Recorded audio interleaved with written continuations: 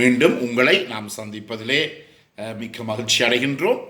நான் இலங்கையில் இருந்து பதுளை போதனா வைத்தியசாலையில் இருந்து வைத்தியர் கிருஷான் வேதநாயகம். இன்று நாங்கள் ஒற்றை தலைவலி அல்லது மிக்ரைன் அல்லது கபால குத்து எனப்படுகின்ற ஒரு நோயை பற்றி பார்க்கலாம். இந்த நோயினுடைய வரைவிலக்கணம் என்னவென்றால், இந்த தலைவலி உங்களுடைய தலையினுடைய ஒரு பக்கத்தில் ஏற்படும், அதாவது ஒற்றை தலைவலி என்று சொல்லுவோம். இரண்டு பக்கம் அல்ல, ஒரு பக்கத்தில் ஏற்படுகிறது. இரண்டாவதாக இந்த தலைவலி அடிக்கடி ஏற்படுகிறது, ரிக்கரண்ட் அட்டாக்காக இருக்கிறது அடிக்கடி. மூன்றாவதாக மிகவும் பாரதூரமான ஒரு நோவை ஏற்படுத்துகின்ற தலைவலி அல்லது த்ரோம்பிங் லைக் ஹெடேக். இவ்வாறு ஒரு பின்னினாலே எங்களுடைய தலையை குத்துவது போல மிகவும் பாரதூரமான வலியை ஏற்படுத்தக்கூடிய ஒரு தலைவலியாக இருக்கின்றது. நான்காவதாக, இந்த தலைவலி வருகின்ற போது நாங்கள் இந்த பக்கத்திலே தலைவலி வருகிறதோ அந்த பக்கத்திலே நாங்கள் கையை வைத்துப்படி பார்த்தால் அந்த இடத்திலே அந்த நாடி நாளங்கள் எல்லாம் அடிப்பதை பல்சேட்டிங்னு சொல்லுவோம், அப்படியே துடிப்பது எங்களுக்கு தெரியக்கூடியதாக இருக்கும். இதுதான் இந்த தலைவலியினுடைய வரவிலக்கணம். ஒற்றை தலைவலி அடிக்கடி ஏற்படுத்தும், மிகவும் பாரதூரமான த்ரோம்பிங் லைக் தலைவலி. அடுத்ததாக பல்சேட்டிங், அதாவது துடிக்கின்ற ஒரு தலைவலியாக இருக்கின்றது. இது கூடுதலாக பெண்களுக்கு ஏற்படக்கூடிய தன்மையை காண்கிறோம். ஏனென்றால் இதற்குரிய காரணங்களை பிறகு பார்ப்போம். ஏனெனில் பெண்களுடைய உடலிலே இருக்கின்ற இந்த ஈஸ்ட்ரஜன் புரோஜெஸ்டரோன் எனப்படுகின்ற ஹோமோன்கள் இருக்கின்றது. இந்த பெண்களுக்கு இந்த மாதவிடாய் ஏற்படுகின்ற போது, மாதவிடாய் ஏற்படுகின்ற 2-3 நாட்களுக்கு முதல் இந்த இரத்தத்தில் இருக்கின்றது ஈஸ்ட்ரஜனுடைய அளவு குறைகின்றது. இவ்வாறு மாதவிடாய் ஏற்படுவதற்கு 2-3 நாட்களுக்கு முதல் இரத்தத்திலே இந்த ஈஸ்ட்ரஜனுடைய அளவு குறைகின்ற போது என்ன நடைபெறும் என்றால் இந்த தலைவலி ஏற்படுகிறது. எனவேதான் பெண்களுக்கு மாதவிடாய்க்கு 2-3 நாட்களுக்கு முதல் இந்த ஒற்றை தலைவலி ஏற்படுகிறது. அதிலும் கூடுதலாக ஆண்களை விட பெண்கள் தான் இந்த மிக்ரைன் அல்லது ஒற்றை தலைவலி அல்லது கபால குத்து என்று சொல்லுவார்கள். தமிழிலே கபாலம் என்று சொல்லுகின்ற போது அது மண்டையோட்டை குறிக்கும். எனவே இந்த நோயினுடைய மிகவும் வீரியம் கூடிய தன்மையை வைத்துக் கொண்டுதான் எங்களுடைய முதியவர்கள் இந்த மண்டையோட்டுக்குள்ளே வலி ஏற்படுவது போல குத்துவது போல இருக்கின்றபடியினாலே இதை நாங்கள் கபால குத்து என்று அழைக்கிறார்கள். எனவே இதுதான் இந்த நோயினுடைய அறிகுறிகளாக இருக்கின்றது. இதிலே கவனித்துக் கொள்ள வேண்டியது என்ன, இது ஒரு பாரதூரமான பிரச்சனையா? மிகவும் பாரதூரமான பிரச்சனை.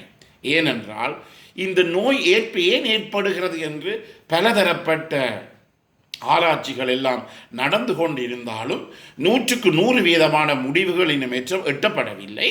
என்றாலும் கூட சொல்லுகிறார்கள் என்ன, ஏதோ ஒரு காரணத்தினாலே மூளைக்கு செல்லுகின்ற இரத்த ஓட்டத்தினுடைய அளவு குறைவடைகின்ற போதுதான் இந்த மைக்ரைன் அல்லது ஒற்றை தலைவலி அல்லது இந்த கபால குத்து ஏற்படுவதாக கருதப்படுகிறது.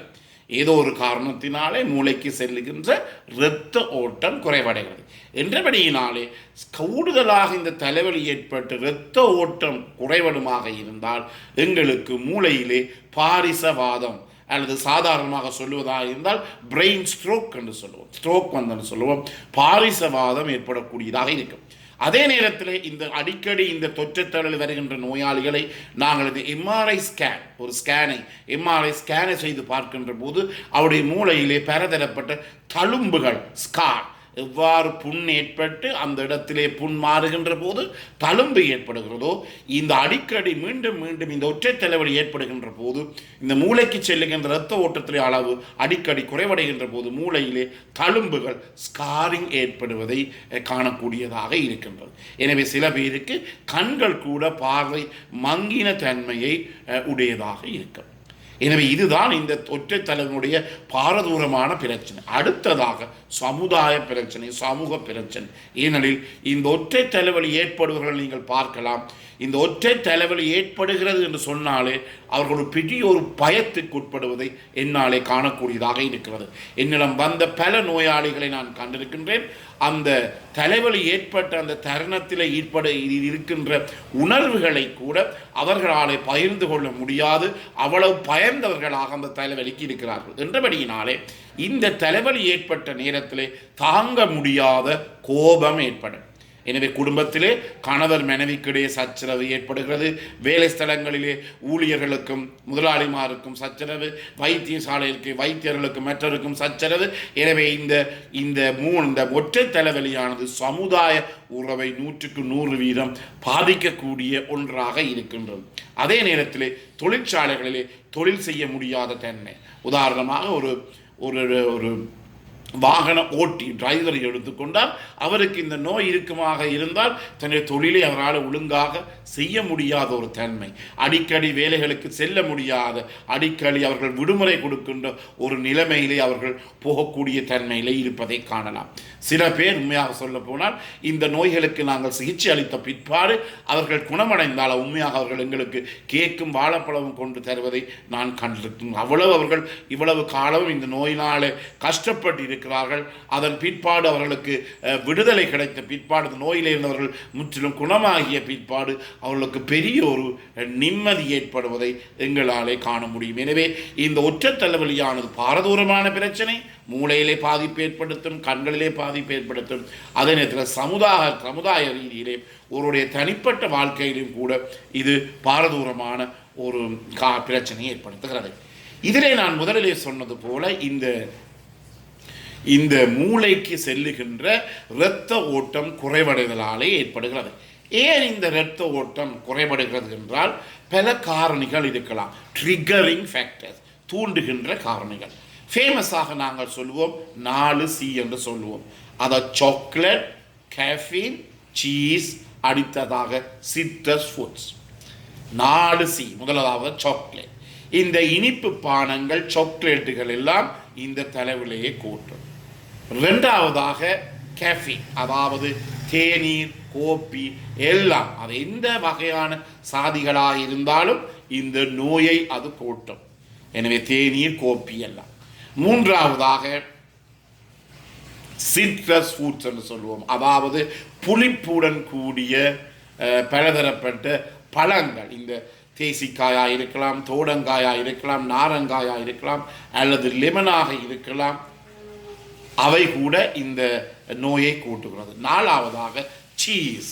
இந்த மாஜரின் வகைகள், சீஸ் வகைகள் எல்லாம் இந்த நோயை கூட்டுகிறது. ஏனெனில் இவற்றிலே இருக்கின்ற அந்த வேதியியல் பொருள், ரசாயன பொருளானது போய் மூளையிலே பாதிப்பை ஏற்படுத்தி மேலும் அந்த மூளைக்கு செல்லுகின்ற இரத்த ஓட்டத்தை குறைவடைகிறது. எனவே இந்த நான் மேலே சொன்ன இந்த 4Cயும் மிக முக்கியமான ஒன்றாக இருக்கின்றது இந்த நோயை தூண்டுகின்ற ட்ரிகரிங் ஃபேக்டர்ஸ். மீண்டும் அடுத்த நிகழ்ச்சியிலே நாங்கள் தொடரலாம். எனவே இந்த நிகழ்ச்சி உங்களுக்கு பிடித்திருந்தால் மற்றவருக்கு அறிமுகப்படுத்துங்கள். இந்த நிகழ்ச்சியை நீங்கள் ஷேர் பண்ணலாம், லைக் பண்ணலாம். அதே நேரத்தில் இந்த மணி சின்னத்தை பெல் சைனை அமர்த்தி நீங்கள் இதை சப்ஸ்கிரைப் பண்ணலாம். மேலதிக விவரங்கள் தேவையாக இருந்தால் 0097775626245 என்ற தொலைபேசியில் தொடர்பு கொள்ளுங்கள். மீண்டும் உங்களை சந்திக்கும் வரை நன்றி, வணக்கம்.